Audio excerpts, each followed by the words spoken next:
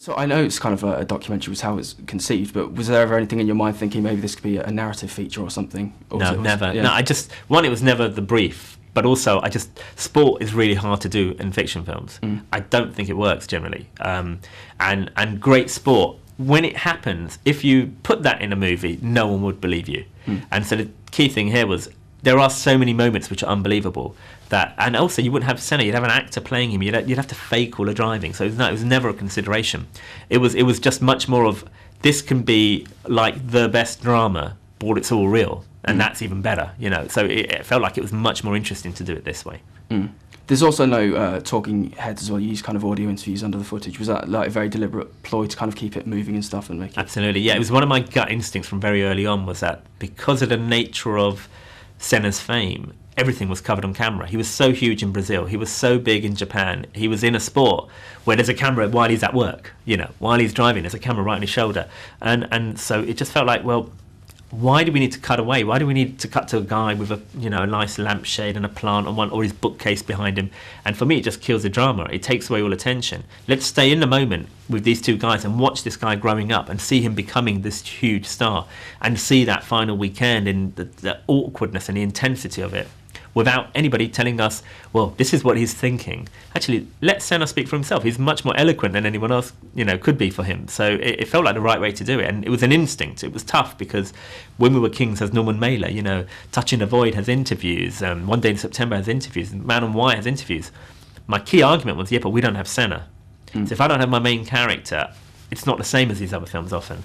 So that was the reason why I really pushed hard to not put them in. And it was a challenge, but in the end, I think it's what almost makes the film more original for it.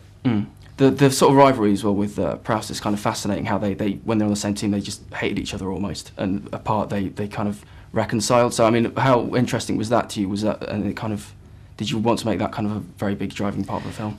I mean, yeah, Senna and Prost as a sporting rivalry is up there with Ali, Fraser, Borg, McEnroe. It's one of those two geniuses in the sport at the same time, in the same team, which is very unusual. But also what was interesting is culturally they were so different. Their ways of driving were so different.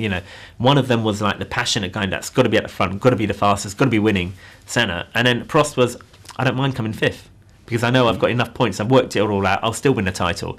And just that meeting of styles and clashes is what makes good drama, I suppose. So, sporting-wise, we had this amazing series of climaxes that climaxed in crashes between them. But it's also what they would say about each other off camera. I mean, on camera, but off the track, which made you think, well, actually, we can make could be the heart of the movie in a way. You mentioned as well there was so much footage you had as well. Is there any chance we can see maybe a huge kind of 5-hour version of this, or an extended one? Do you know, there's going to be a bootleg somewhere. No, there's not.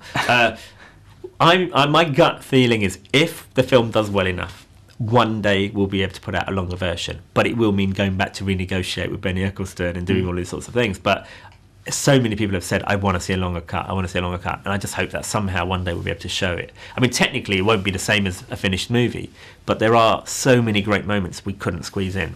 And he makes the story much deeper and much more emotional, actually. There's a lot more funny moments, a lot more sad moments, so many things happened in his career. He packed it all in, and it's such a young life, such a short life he had to.